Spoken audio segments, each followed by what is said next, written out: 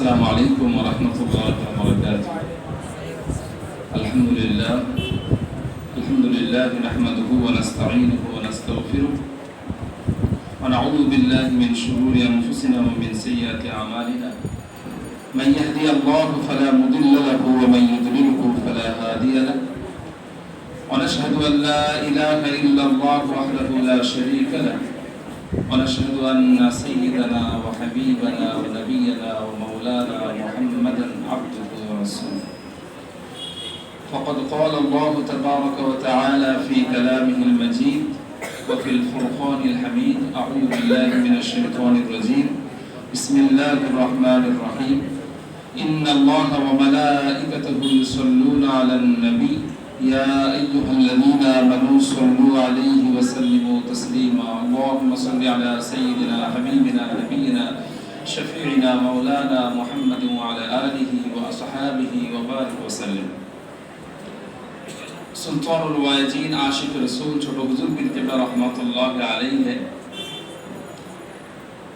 জীবনে আমার কাছে সবথেকে বড় বড় যে সম্পদগুলো আছে তার মধ্যে বলা যেতে পারে অন্যতম সর্বশ্রেষ্ঠ সম্পদের একটা হলো যে তিনি আমার দাদুজান। দাদুজানের ইন্তেকালের প্রায় 12 বছর 2 মাস পর আমার জন্ম হয়েছে। সেই হিসেবে দাদুজানের সময়টা আমি পাইনি। এটা আমার জন্য একটু দুর্ভাগ্যের বিষয়। তবে আমার জন্য সৌভাগ্যের বিষয় হলো যে বাড়িতে আমার জন্ম হয়েছে, আমার শৈশব কেটেছে, আমি বড় হয়েছি, সেই বাড়িটাই ছিল দাদুজানের শোয়ার ঘর, সেই বাড়িটাই ছিল তার জীবনযাপনের ঘর। তো তার সময়টা না পেলেও তার জামানা না পেলেও তার মাকানটা আমি পেয়েছি, আলহামদুলিল্লাহ। দাদুজানের সম্পর্কে আলোচনা করতে গেলে সব থেকে বড় সমস্যা যেটা আজকে এখানে বক্তব্য দিতে গিয়ে হয়তো অনেকে লক্ষ্য করেছেন, সেটা হলো তার ব্যাপারে তথ্যের অভাব, তাই না? যে বইপত্র নেই, কোথা থেকে কি বলবো। আমি ইনশাআল্লাহ আপনাদের কাছে একটা বিষয়ে শুরুতেই বলে রাখছি যে ইনশাআল্লাহ আগামী বছর আপনারা যখন 21শে আশ্বিনে পালন করবেন, ইনশাআল্লাহ আপনাদের কাছে আর তথ্যের অভাবটা থাকবে না, আপনারা বই পেয়ে যাবেন ইনশাআল্লাহ।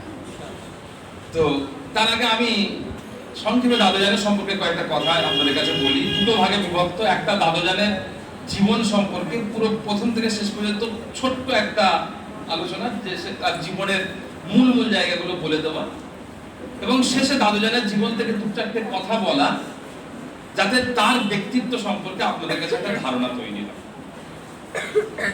ইংরেজি 1918 সালে, বাংলা 1325 এবং আরবি হিজরি 1338 সনে হযরত সুলতানুল ওয়াজিন আশিক রাসূল ছোট হুজুর পীর কেবলা রাহমাতুল্লাহ আলাইহি জন্মগ্রহণ করেন। ইংরেজি 1918, বাংলা 1325। তার নাম ছিল জুলফিকার আলী সিদ্দিকী রাহমাতুল্লাহ। তার আব্বাজান ছিলেন, আমরা সকলে জানি, মুজাদ্দিদুজ্জামান পীর আবু বকর সিদ্দিকী রাহমাতুল্লাহ আলাইহি। তার আব্বাজানের ব্যাপারে তেমন পরিচয় দেওয়ার দরকার নেই। তার আম্মাজানের পরিচয়টুকু একটু দিয়ে রাখি। তার আম্মাজানের নাম ছিল জানাবা হুরুন্নেসা বেগম রাহিমাহুল্লাহ। জানাবা হুরুন্নেসা বেগম। আমাদের ফুরফুরা শরীফে শুধুমাত্র মুজাদ্দিদুজ্জামান রাহমাতুল্লাহ আলাইহি তিনি মহান ব্যক্তিত্ব ছিলেন তা নয়, বরং তার সমসাময়িক আরো অনেক মহান ব্যক্তিত্ব এই ফুরফুরা শরীফ তার আশপাশে ছিলেন। তাদের মধ্যে 2 ভাই ছিলেন মহান ব্যক্তিত্বদের অন্যতম। একজন হলেন মুন্সি গনিমাতুল্লাহ রাহমাতুল্লাহ আলাইহি, যার মাজার আপনারা তালতলা হাটে গেলে তালতলা হাট থেকে ঢুকে রাস্তার বাম দিকে পাবেন। আরেকজনের নাম হচ্ছে তার ভাই, তার নাম হলো মুন্সি সাদাকাতুল্লাহ রাহমাতুল্লাহ আলাইহি।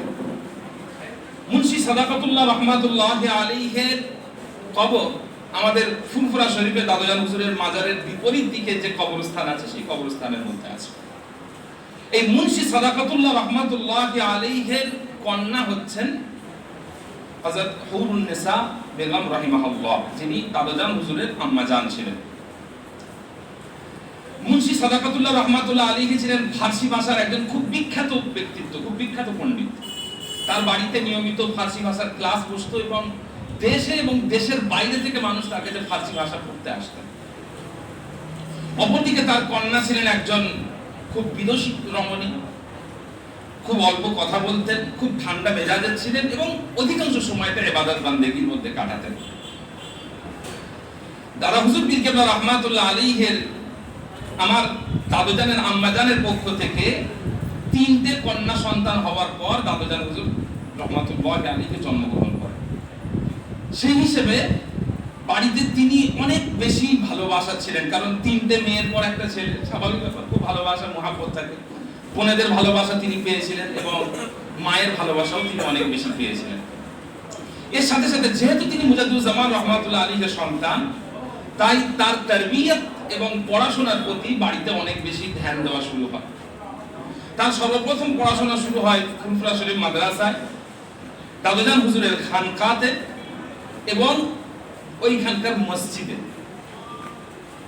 কারণ হুজুর কেবলা তখন মাদ্রাসা থেকে অন্যান্য দ্বীনি পড়াশোনাগুলো শিখেছেন, আর মসজিদের কারি সাহেবের কাছ থেকে তিনি কোরআন শরীফের তেলাওয়াত শিখেছিলেন। মুজাদ্দুজ্জামান পীর আবু বকর সিদ্দিকী রহমাতুল্লাহ আলাইহি দাদুজানের তেলাওয়াত শুনতে খুব বেশি পছন্দ করতেন। এর কারণ হলো দাদুজানের সুন্দর কণ্ঠ, দরাজ কণ্ঠ এবং সুন্দর তিলাওয়াত। আমরা যারা তার ক্যাসেট শুনি জলসার, এখনো দেখবেন যে তার তেলাওয়াত অনেক বেশি সুললিত ছিল এবং অনেক বেশি হৃদয় কাড়া ছিল। যখন দাদুজান হুজুর কেবলা রহমাতুল্লাহ আলাইহির বয়স হলো 11 বছর, সেই সময় তার আম্মাজান ইন্তেকাল করলেন। এখন তার আম্মাজানের গুরুত্ব তার জিন্দেগিতে অনেক বেশি ছিল, তার কারণ তখন মুজাদ্দুজ্জামান রহমাতুল্লাহ আলাইহি দাওয়াতি সফরের মধ্যে আছেন, অনেক মেহনতের মধ্যে আছেন, পরিশ্রমের মধ্যে আছেন, বিভিন্ন জায়গাতে দাওয়াতি কাজ করছেন। বাড়িতে তিনি সন্তানকে সেই সময়টা দিতে পারেন না যে সময়টা একজন পিতা তার সন্তানকে দেন, কিন্তু সেই জায়গায় এই অভাবটা পূর্ণ করতেন তার আম্মাজান। তার তারবিয়ত দেওয়া, তার সঙ্গে থাকা, তার আদব শিক্ষা দেওয়া, তাকে পড়াশোনা শেখানো, তার স্নেহের যতটুকু প্রয়োজন সেটা দেখা, তার খাওয়া দাওয়ার সবকিছু দেখা, এই সবকিছু তার আম্মাজানই তার করতেন। সে জায়গায় যখন 11 বছর বয়সে আম্মাজান ইন্তেকাল করলেন, তখন ছোট হুজুর পীর কেবলা রহমাতুল্লাহ আলাইহি খুব একটা কঠিন সময়ের মধ্যে পড়লেন। তার দেখাশোনা কে করবেন, এটা অনেক চিন্তার ব্যাপার। আমরা একটু আগেই বলেছি যে ছোট হুজুর পীর কেবলা রহমাতুল্লাহ আলাইহির আগে 3টে বোন ছিল। তাদের মধ্যে বড় জনের বিবাহ হয়েছিল বর্তমানে পশ্চিম মেদিনীপুরের পিয়ারডাঙ্গাতে জনাব মাওলানা আব্দুল দাইয়ান সাহেব রহমাতুল্লাহ আলাইহির সাথে। আব্দুল দাইয়ান সাহেব রহমাতুল্লাহ আলাইহি একটা কন্যা সন্তান রেখে ইন্তেকাল করেন। তো সেই হিসাবে দাদুজানের বড় বোন বিধবা হন। আমার চাচাজান হুজুরদের কাছ থেকে শুনেছি যে তারা, আমার চাচাজানরা ফুফু আম্মাজান বলতেন, তো দাদুজান শেষ জীবন পর্যন্ত, যতদিন আমার চাচাজানদের ফুফুজান হায়াতে ছিলেন, ততদিন পর্যন্ত দাদুজানের সাথে তার বিশাল সম্পর্ক ছিল, অত্যন্ত সম্পর্ক ছিল। তিনি খুব শরীর তার খুব ভারী ছিল, তিনি পালকিতে চেপে আসতেন এবং তার সাথে বহু খাদেমা সব থাকতো, বিভিন্ন জিনিস, সে এক তার চলাফেরাটাই অসাধারণ ছিল। তো সেই আব্দুল দাইয়ান সাহেব রহমাতুল্লাহ আলাইহির স্ত্রী এবং দাদা হুজুর পীর কেবলা রহমাতুল্লাহ আলাইহির কন্যা, তিনি দায়িত্ব নেন ছোট হুজুর পীর কেবলা রহমাতুল্লাহ আলাইহির লালন পালন। আর এই সব কিছুকে মেনটেন করতেন দাদা হুজুর পীর কেবলা রহমাতুল্লাহ আলাইহির বড় স্ত্রী, তো যাকে দাদুজান বড় আম্মাজান বলতেন। এবং দাদুজান বলতেন যে অন্যান্য সকলের সাথে খাওয়া দাওয়া করার পরেও বড় আম্মাজান আমার জন্য মাছের কল্লা, মুরগির কলিজা, এইরকম কয়েকটা জিনিস যেগুলো দাদুজান পছন্দ করতেন, সেগুলো নিয়ে এসেও দাদুজানকে দিতেন। এইভাবেই তিনি স্নেহে বড় হচ্ছিলেন, আদরে বড় হচ্ছিলেন, সাথে পড়াশোনাও করছিলেন। আমি পড়াশোনার কথাটাই বারবার কেন জোর দিচ্ছি, তার কারণ আমাদের সমাজে বিশেষ করে দাদুজান হুজুর রহমাতুল্লাহ আলাইহির ব্যাপারে সঠিক তথ্য না থাকার কারণে অনেকে এই কথা বলার দুঃসাহস দেখান যে ছোট হুজুর পীর কেবলা রহমাতুল্লাহ আলাইহি তো পড়াশোনা করেন। কিন্তু মুজাদ্দুজ্জামান রহমাতুল্লাহ আলাইহির বাড়িতে যার পিতা মুজাদ্দুজ্জামান পীর আবু বকর সিদ্দিকী রহমাতুল্লাহ আলাইহি, যার নানাজান মুন্সি সাদাকাতুল্লাহ রহমাতুল্লাহ আলাইহি, যিনি ফার্সি ভাষার একজন বিখ্যাত কবি, সাহিত্যিক এবং একজন গবেষক, এবং সুফি ফাতেহ আলী ওয়াইসি রহমাতুল্লাহ আলাইহির একজন খলিফা, সেই রকম একটা পরিবারের ছেলে, যার মেজো ভাই মুফতি আজম, যার বড় ভাই আমাদের কাইয়ুমুজ্জামান রহমাতুল্লাহ আলাইহি, তো সেই পরিবারের একটা ছেলে কিছুই পড়াশোনা জানবেন না, এটা যেমন অযৌক্তিক এবং এটা দাদুজান হুজুরের যে জীবনী লেখা আছে তাতেও প্রমাণিত নয়। বরং দাদাজান হুজুর রহমাতুল্লাহ আলাইহি পড়াশোনা করেছেন, এটাই প্রমাণিত। তো এরপরে দাদাজান হুজুর পড়াশোনা করছিলেন, যখন তার বয়স হলো 16 বছর, 11 বছর বয়সে মাকে হারালেন। যখন তার বয়স হলো 16 বছর, সেই সময়টা ছিল বাংলা 1341 সালের চৈত্র মাস। আমাদের ফুরফুরা শরীফের ছোট দরবারের পাশে একজন ব্যক্তি ছিলেন যার নাম হলো মিয়া আব্দুস সুলতান। তার মেয়ের সাথে হঠাৎ দাদা হুজুর রহমাতুল্লাহ কি মনে হলো 16 বছর বয়সে দাদাজানের সঙ্গে তার বিয়ে দিয়ে দিলেন। এবং বিয়েটা খুবই শান শওকতের সাথে হলো, খুবই সুন্দরভাবে হলো। আর এই বিয়েটা দাদাজান হুজুর রহমাতুল্লাহ আলাইহির জীবনে একটা মারাত্মক পরিবর্তন এনে দেবে। দাদাজান হুজুর রহমাতুল্লাহ শৈশবে ছিলেন খুব চঞ্চল মেজাজের মানুষ, এবং সারাদিন বিভিন্ন কাজের মধ্যে ব্যস্ততা, বিভিন্ন জায়গায় ব্যস্ততা, মানে খুবই ব্যস্ত মানুষ ছিলেন, সবসময় চঞ্চলতা তার মধ্যে কাজ করত। সেই জায়গায় যখন তার বিয়ে শাদী হয়ে গেল, বিয়ে শাদীর পর দেখা গেল যে তিনি অনেক শান্ত হয়ে গেছেন, অনেক ঠান্ডা হয়ে গেছেন, অনেক নম্র হয়েছেন, এবং সব থেকে বড় জিনিস হচ্ছে যে তিনি ইবাদতের প্রতি অনেক বেশি আগ্রহী হয়ে উঠলেন। দাদাজান হুজুর থাকতেন এই মহলে এইদিকে, আর ওইখানে ছোট দরবারে ছিল মাদ্রাসা।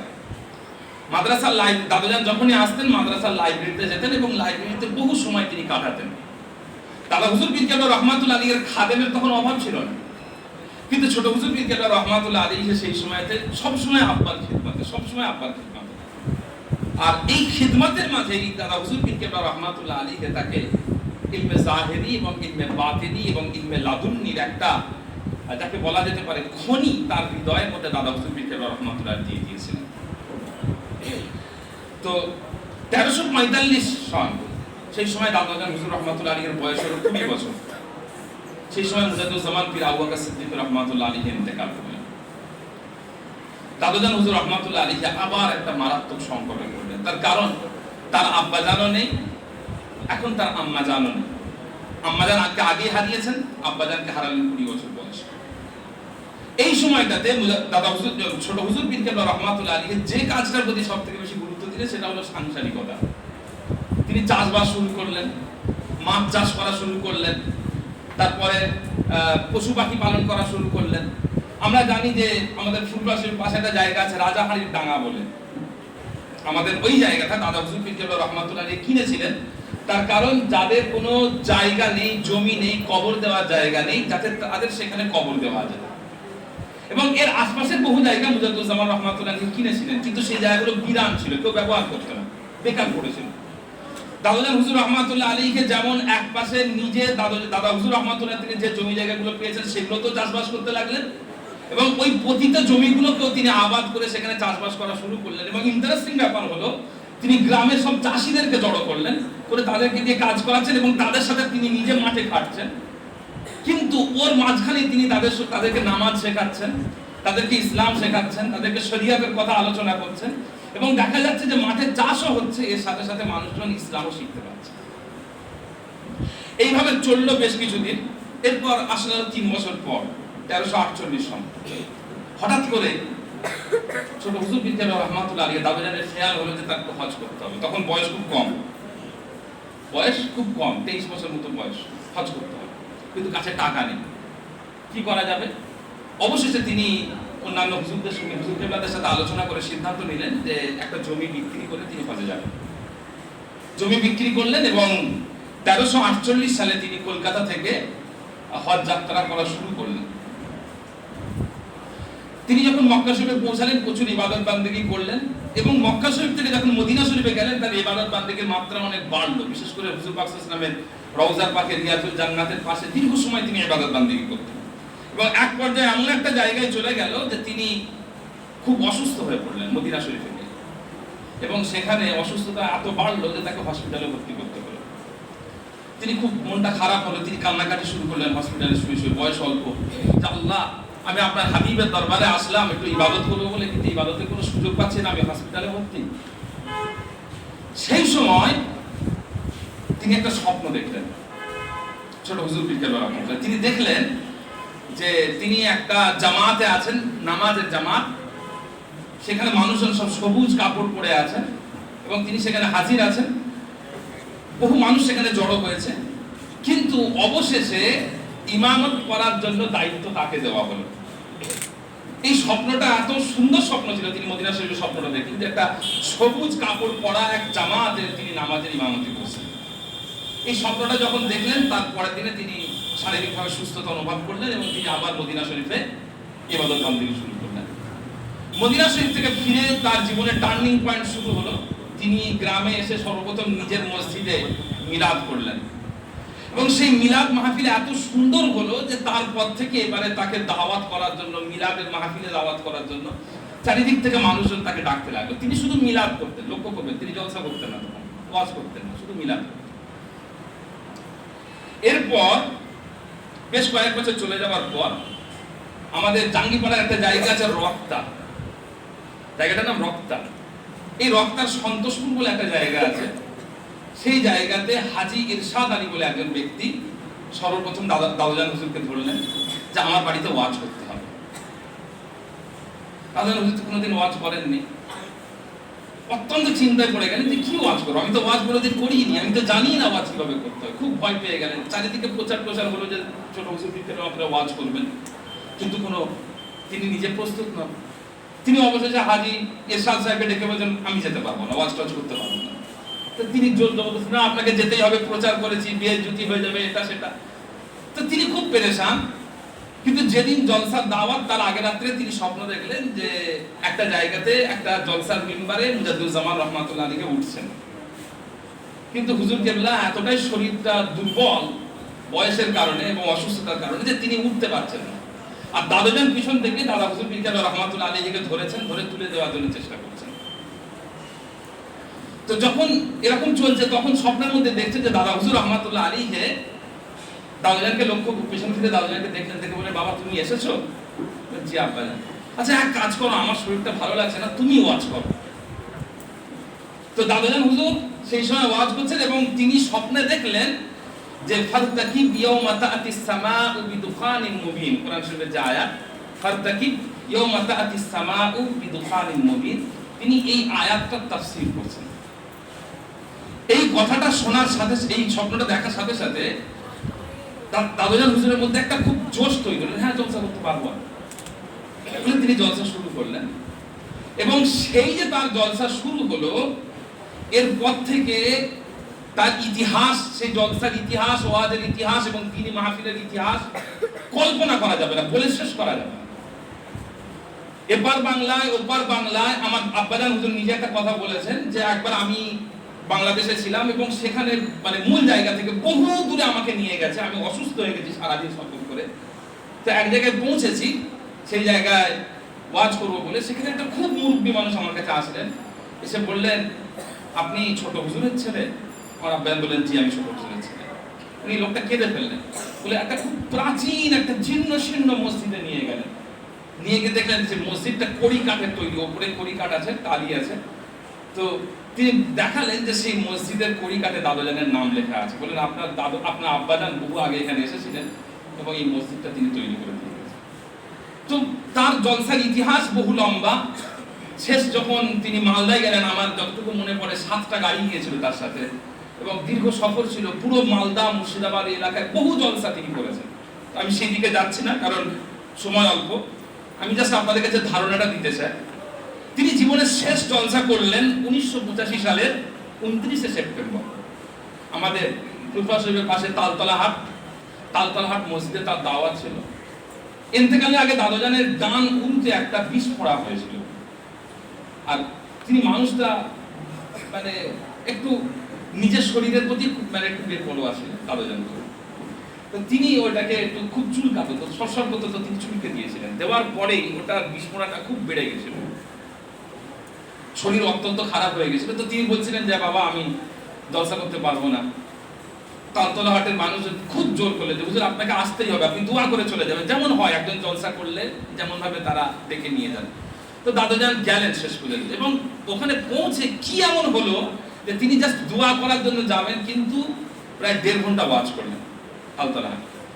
এবং ওয়াজ করে তাকে তিনি যখন বাড়িতে আসলেন, মানে মোনাজাতের সময় থেকে তার কথাবার্তার মধ্যে একটা দুর্বলতা লক্ষ্য করা যাচ্ছিল, যে খুব ক্লান্তি কষ্ট লক্ষ্য করা যাচ্ছে। তাকে নিয়ে আসা হলো। নিয়ে আসার পর দাদুজান হুজুর রহমাতুল্লাহ আলাইহি বাড়িতে ঢুকলেন। ঢোকার পর থেকে তার যে শারীরিক অসুস্থতা শুরু হলো, এবারে সেটা রোজ প্রতিনিয়ত বাড়তে থাকলো। বাড়তে বাড়তে 8ই অক্টোবর 1985 সালে রাত্রিবেলাতে সুলতানুল আযিজ আশিকুর রাসূল ছোট হুজুর পীর কেবলা রহমাতুল্লাহ আলাইহি ইন্তেকাল করেন। সেই সময় তার 11ই অক্টোবর তার জানাজা হয়েছিল ফুলপুরা শরীফে, এবং জানাজার ইমামতি করেছিলেন মির্জা হুজুর পীর কেবলা রহমাতুল্লাহ আলাইহি, এবং জানাজাতে উপস্থিত হয়েছিলেন 8 লক্ষ মানুষ। দাদুজানের জানাজাতে অংশগ্রহণ করেছিলেন, তৎকালীন সময়ে 8 লক্ষ মানুষ অংশগ্রহণ করেছিলেন। তো এই হলো দাদুজান হুজুর রহমাতুল্লাহ আলাইহির জীবনী। এটা তো গেল কয়েকটা পয়েন্ট তার জীবনের। এটা দিয়ে একটা মানুষকে বিচার করা যায় না। বিচার করা যায়, একটা মানুষকে বিচার করা যায় কিসের ভিত্তিতে? সেটা হলো তার আখলাকের ভিত্তিতে। কুরআন শরীফের একটা আয়াত যেখানে আল্লাহ রাব্বুল আলামিন মুসলমানদের পরিচয় দিয়েছেন, সেখানে আল্লাহ তাআলা বলছেন যে আসলুহা থাবিতুন ওয়া ফারউহা ফিস সামা। একটা মুমিনের পরিচয় হলো যে তার শিকড়, সে মুমিন একটা গাছের মতো, মুমিন একটা গাছের মতো, কাশাজারাতিন আসলুহা থাবিতুন ওয়া ফারউহা ফিস সামা। মুমিন হচ্ছে একটা গাছের মতো যার শিকড় মাটিতে থাকবে কিন্তু তার ডালপালা আসমানে থাকবে। এটা একটা মুমিনের পরিচয়। খুব মারাত্মক কথা।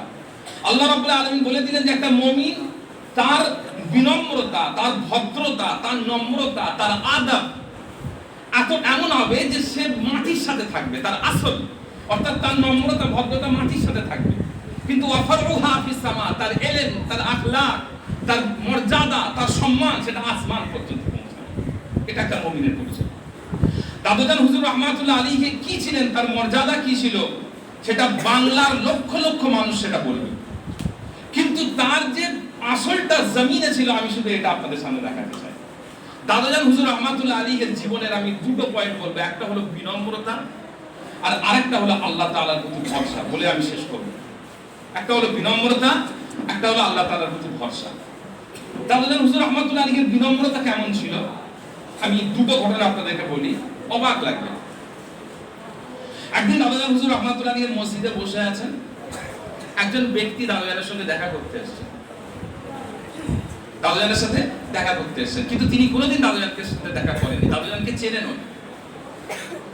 তিনি ফুটবল শরীফে এসে ঘুরছেন, কিন্তু কাউকে দেখতে পাচ্ছেন না, দাদুজান মসজিদে বসে আছেন।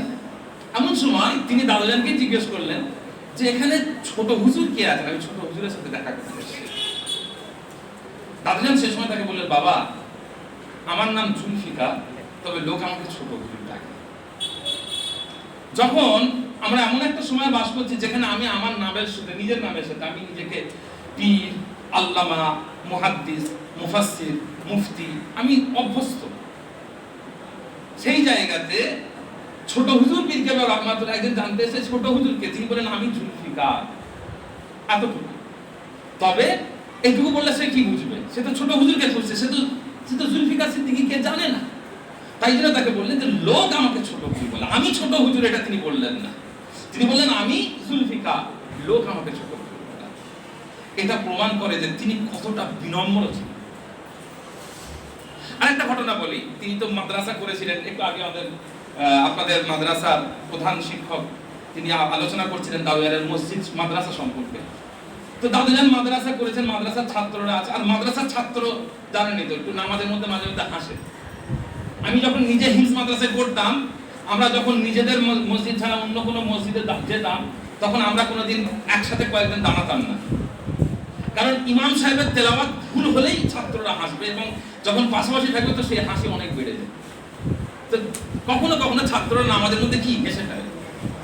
তো দাদুজান নামাজ পড়ছেন, এমন সময় পেছন থেকে একটা ছাত্র হেসেছে, জোরেই হেসেছে। আর সাউন্ড কোথা থেকে আসে এটা তো আন্দাজ পাওয়া যায় যে এদিক থেকে সাউন্ড আসছে বা এদিক থেকে সাউন্ড আসছে বা সামনে থেকে সাউন্ড আসছে। দাদুজান নামাজ শেষ করে তিনি আন্দাজ লাগিয়েছেন যে এই ছেলেটা, একটা বাচ্চা ছেলে, মাদ্রাসার ছাত্র, এই ছেলেটা হেসেছে। তো দাদুজান সালাম ফিরিয়ে জোর একটা হাঁকড়ে দিয়েছেন, বেয়াদব, নামাজে হাস্য, হাঁকড়েছে। দাদুজানের সামনে কথা বলার কারো ক্ষমতা ছিল না, বাচ্চাটাও চুপ করে গেছে, দাদুজান হাঁকড়েছে চুপ। কিন্তু দাদুজানের একজন খাস ব্যক্তি ছিলেন, যাকে আমার আব্বাজান চাচাজানরা মঈন খালু বলেছিলেন। দাদুজানের খুব খাস ব্যক্তি ছিলেন। তিনি দাদুজান হুজুরকে বললেন যে আব্বাজান আপনি এই ছেলেটাকে রাগ করলেন, এই ছেলেটা তো চিল্লায়নি, ছেলেটা তো হাসেনি, অন্য কেউ হেসেছে। দাদুজান হুজুর সঙ্গে সঙ্গে ভরা মসজিদ মুসল্লি, মসজিদ পরিপূর্ণ মুসল্লিতে। সেই সময় বলেছেন দাদুজান হুজুর সঙ্গে সঙ্গে সেই বাচ্চাটার কাছে গেছেন এবং তার হাতটা ধরে বলছেন, বাবা আমাকে মাফ করে দাও, আমি তোমার অন্যায় নেই, তোমার ভুল নেই, আমি তোমাকে হাঁটতে দিয়েছি, বাবা আমাকে মাফ করে দাও।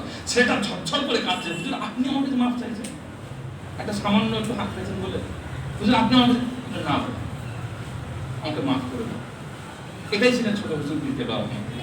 আরেকটা কথা আমি আপনাদেরকে বলি, আমাদের ফুটপাথের পাশে কোনো একটা গ্রামে, আমি নাম বলছি না, সেই গ্রামে একজন ব্যক্তি ইন্তেকাল হলেন।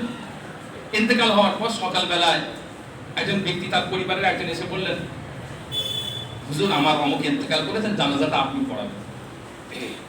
দাদুজান হুজুর রহমাতুল্লাহ আলাইহি তিনি জোহরের নামাজের পর জানাজা কয়েকজন চাচাজানকে সাথে করে নিয়ে তিনি যাচ্ছেন, বেশ কয়েকজন চাচাজান। এবার দেখেন একটা কথা বলে রাখি, আমার দাদুজানের 21টা সাহেবজাদা ছিল, 21টা সাহেবজাদা ছিলেন।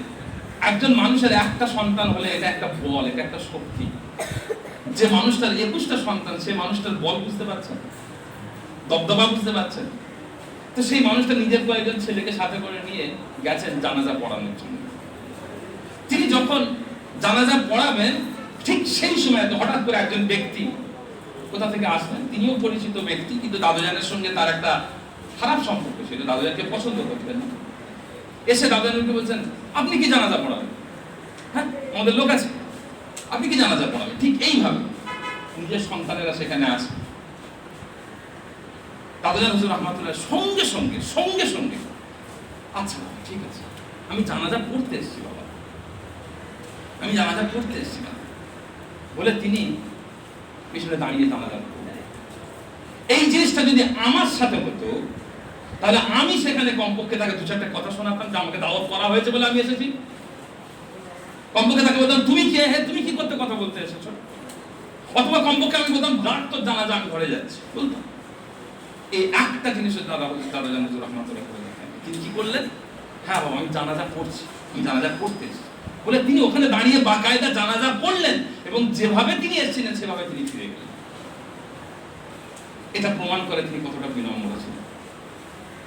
এবং আরেকটা কথা আমি আপনাদেরকে বলবো বলেছিলাম, সেটা হলো আল্লাহ রাব্বুল আলামিনের প্রতি ভরসা। আল্লাহ সাক্ষী আছেন, ছোট হুজুর পীর কেবলা রহমাতুল্লাহ আলাইহির মধ্যে আমার দাদুজানের ব্যাপারে আমি যে আল্লাহর প্রতি ভরসার কথা শুনেছি, যে দেখেছি, এটা অকল্পনীয়। আমার জীবনে আমার মনে হয়েছে যে আমি তার এই ভরসাগুলো দেখেই আমার মনে হয়েছে যে আজকে যদি তার একটু সোহবত পেতাম আমার জীবন ধন্য হতো।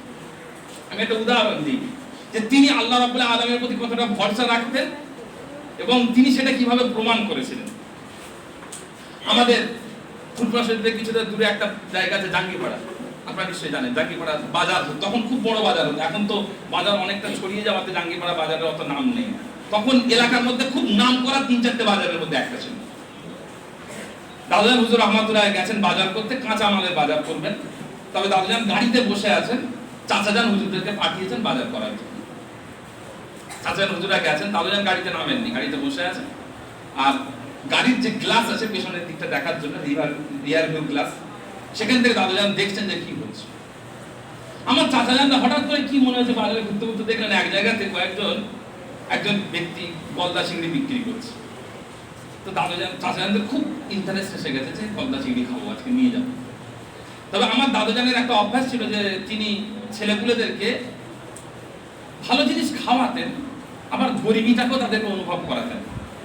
কোনোদিন আমার দাদুজান আমার চাচাজানদেরকে ঐশ্বর্য, আনন্দ, এই জিনিসগুলো উপভোগ করাননি।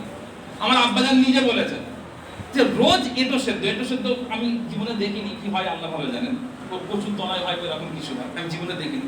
রোজ এঁটো সেদ্ধ রান্না হয়। তো একদিন আব্বাজান ভাত খাচ্ছেন, দেখেছেন ফের এঁটো সেদ্ধ। দাদিজানকে ধরে একটু, তখন তো বয়স অল্প, একটু চিল্লে উঠেছে যে রোজ এঁটো সেদ্ধ খাবো। আর দাদুজান তখন সকালবেলা বাইরে ছিলেন, দরবারে ছিলেন, খবরের কাগজ এসছে, তো সেই খবরের কাগজটা নিয়ে তিনি ঘরে ঢুকছেন। আর যেমনি এই কথাটা শুনেছেন যে রোজ এঁটো সেদ্ধ খাবো, আব্বাজানকে দেখেছেন, দেখে বলছেন, ফজরের নামাজ পড়েছিস? ঠিক এইভাবে, ফজরের নামাজ পড়েছিস? না বাবা। সঙ্গে সঙ্গে হাতে যে খবরের কাগজটা মোড়া ছিল এটা দিয়ে মার শুরু, সঙ্গে সঙ্গে। তো তিনি ছেলেদেরকে খুব শাসনের উপর রাখতেন, খুবই শাসনের উপর রাখতেন। কোন ছাত্র নামাজ কাজা করলে তার নাক ঘষলানি দেওয়াতেন, যে নাক ঘষলানি দেওয়া। নিজের ছেলে একটা নামাজ কাজা হচ্ছে, তারও সেম নাক ঘষলানি দেওয়া, একসাথে। তো দাদুজান হুজুরদের এই দারিদ্রের একটা অংশ হিসেবে ছিল যে চাচাজান হুজুররা তৎকালীন সময় খুব ভালো কাপড় চোপড় পরতেন না, সাধারণ মানের কাপড় চোপড় পরতেন। আমার আব্বারা নিজে বলেছেন যে আমাদের চামড়ার জুতো কোনোদিন পরতে দেননি আমার আব্বাদের। তো দোকানে গেছেন গলদা চিংড়ির জন্য জাঙ্গিপাড়া বাজারে, যিনি বিক্রি করছেন তিনি একজন বাংলাদেশ থেকে আসা হিন্দু। তার মধ্যে মুসলমানদের প্রতি একটা বিদ্বেষ আগে থেকেই রয়েছে। দাদুজানরা গেছেন, সাধারণ মানের কাপড়, মাথায় টুপি, দেখে একটা মাদ্রাসার ছাত্র বলে মনে হচ্ছে। তো চাচাজান হুজুররা গিয়ে জিজ্ঞেস করছেন যে গলদা চিংড়ি কত করে কেজি। এই কথাটা শোনার সাথে সাথে সেই দোকানদার বলছে, ওই যাই থেকে, তুই কি গলদা চিংড়ি, তোরা কি গলদা চিংড়ি, যাই থেকে সরে যা। ঠিক এইভাবে তোরা কিনতে পারবি না, খেতে পারবি না। দাদুজান হুজুর এই কথাটা গাড়ি থেকে শুনতে পেরেছে। সঙ্গে সঙ্গে গাড়ির দরজাটা খুললেন, বের হলেন, জিজ্ঞেস করলেন কি বললে, কি বললে তুমি? চুপ করে গেছে। দাদুজান হুজুর বললেন যে তোমার কাছে যত গলদা চিংড়ি আছে সব ওজন করো, তোমার কাছে যত গলদা চিংড়ি আছে সব ওজন করো। এতক্ষণ একটা বাচ্চা ছেলে ছিল, এবারে একজন বয়োজ্যেষ্ঠ পূর্ণবয়স্ক মানুষ এসেছেন, আর কিছু করার নেই। সে লোক তার কাছে যত গলদা চিংড়ি ছিল সেটাতে ওজন করেছে, এত কেজি ওজন হয়েছে। দাদুজান পকেটে হাত দিলে পয়সা বের করে তার হাতে দিলেন।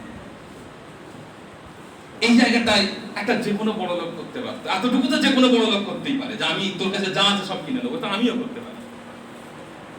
কিন্তু এখানে এটা হলো তো, এটা তো শুধু একটা বড় লোকের কাজ, এটা তো একটা অহংকারীর কাজ। কিন্তু আমি বলেছি কি, প্রমাণ দেখাবো আল্লাহর প্রতি ভরসা। তিনি কি করলেন, তিনি সঙ্গে সঙ্গে ওই চিংড়ি মাছ তিনি বাড়িতে তুলে নিলেন না, গাড়িতে তুললেন না, বাজারে যতগুলো মানুষ আছে সবার কাছে দুটো করে না, এবং ওই লোকটা দাঁড়িয়েছে, দেখো কে খাওয়াচ্ছে। কেউ খেতে পারে খেতে পারে না এমন নয়, আল্লাহ খাওয়ায়, আল্লাহ খাওয়ান, দেখো দেখো আল্লাহ খাওয়াচ্ছে, একে আল্লাহ খাওয়াচ্ছে। এইভাবে তিনি নিজে বের করে দুটো দুটো করে দিচ্ছেন, দেখো কে খাওয়াচ্ছে, আল্লাহ খাওয়াচ্ছে। তো এই যে আদর্শ ছোট হুজুর পীর কেবলা রহমাতুল্লাহ আলাইহি রেখে গেছেন, এই আদর্শ অকল্পনীয়, এরকম অকল্পনীয়। তো এমন আল্লাহ রাব্বুল আলামিনের প্রতি ভরসা তার প্রতি ছিল। তিনি বাড়িতে ধান চাষ করতেন, প্রচুর ধানের, তার বাড়ির সামনে বড় বড় গাদা হতো ধানের। একবার ট্যাক্স